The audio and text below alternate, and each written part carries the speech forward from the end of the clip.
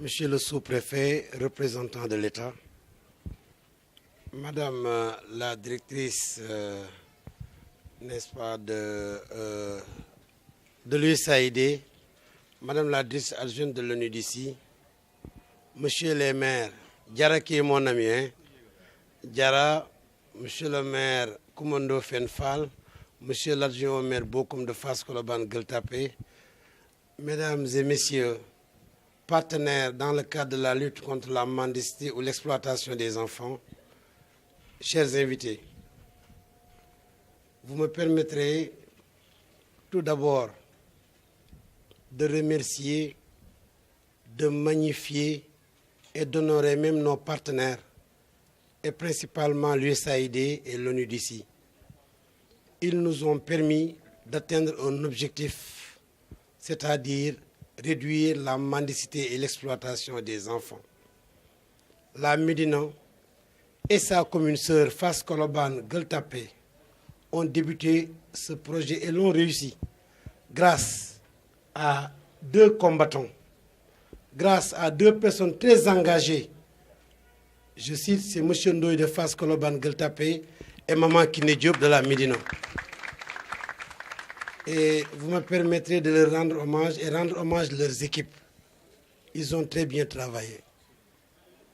C'était dans un contexte difficile, dans un contexte d'exploitation de nos enfants que ce projet est né. Vous vous rappelez des enfants qui ont été brûlés, décédés même à la Médina. À partir de ce moment, à partir de l'assistance ou du financement de l'USAID, la Médina a réussi à éradiquer plus de 70% de la mendicité. Et le maire, j'étais même obligé de prendre un arrêté du maire interdisant la mendicité à la Médina. Et je pense que ça a été une très belle réussite. Les gens ont suivi. Mais toujours, il y a des récalcitrants. Parce que ces mendiants nous viennent d'ailleurs, ne sont pas des mendiants de la Médina. Le matin, on voit les cars rapides les déposer. Ils vont mendier jusqu'à l'après-midi pour rentrer, n'est-ce pas, dans d'autres endroits, dans d'autres localités. Mais avec la reconduction du projet, je ne parlerai même pas de réduire, mais nous allons totalement éradiquer la mendicité. Mon ami Saka, je vous remercie aussi de votre appui et assistance.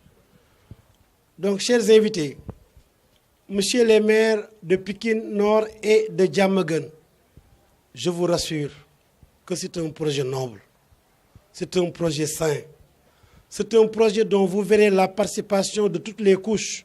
Ceux qui défendent particulièrement, je m'adresse à mes amis qui sont toujours là pour défendre l'enfance, pour protéger les enfants. Je vous dis que nous ne sommes pas là pour créer des problèmes aux serigne dara ou aux imams. Certes, nous sommes des musulmans. Certes, il y a des choses qui ne peuvent pas avoir lieu, n'est-ce pas, en 2018. Comment peut-on concevoir devoir avoir des enfants, au lieu de les protéger de par ton amour, tu les abandonnes au bénéfice d'un serigne dara qui leur réveille le matin très tôt avec cette fraîcheur, sans habit presque, et pieds nus, leur demander 200 à 500 francs par jour. S'ils ne l'ont pas, qu'est-ce qu'ils vont faire? Ils vont essayer même de voler pour l'amener. Donc on est en train de créer de futurs délinquants. Alors, on a opté de continuer à instruire ces enfants, de continuer à les tenir afin qu'ils puissent apprendre le Coran sans mendier.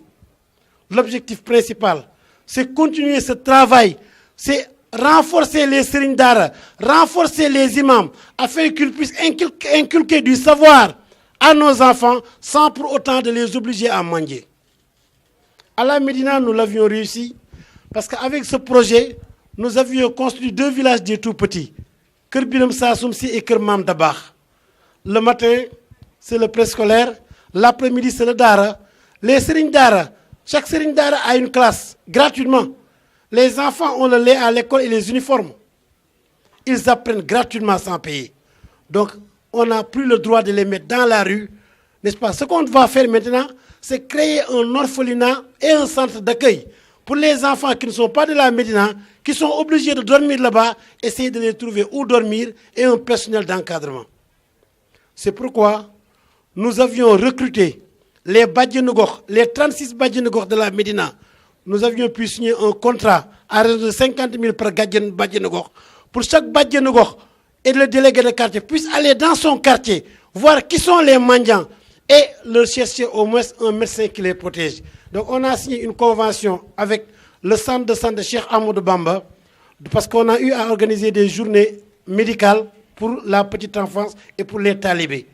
En 2014, on a même organisé la journée du talibé. On a amené les 400 et quelques talibés tôt le matin, on les a lavés, on les a habillés, on les a donné un petit déjeuner très copieux. Ils ont fait une petite marche jusqu'au stade.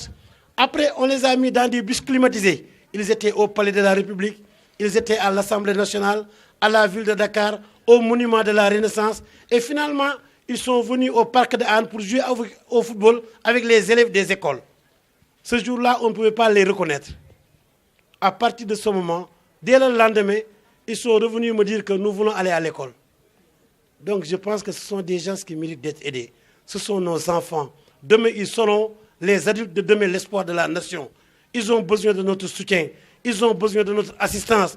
Aidons-les. Ne les laissons pas dans la rue. Ne les laissons pas à la merci des sérignes qui ne font que les exploiter. Ce n'est pas tous les sérignes, mais à la Médina, ces sérignes qui les exploitent ne sont même pas de Dakar. Donc 80% de ces enfants ne sont même pas sénégalais. Donc prenons nos responsabilités. Je demande au préfet, au sous-préfet, au commissaire de nous assister. Parce que je pense que nous ne devons pas être les réceptacles de cette exploitation sauvage.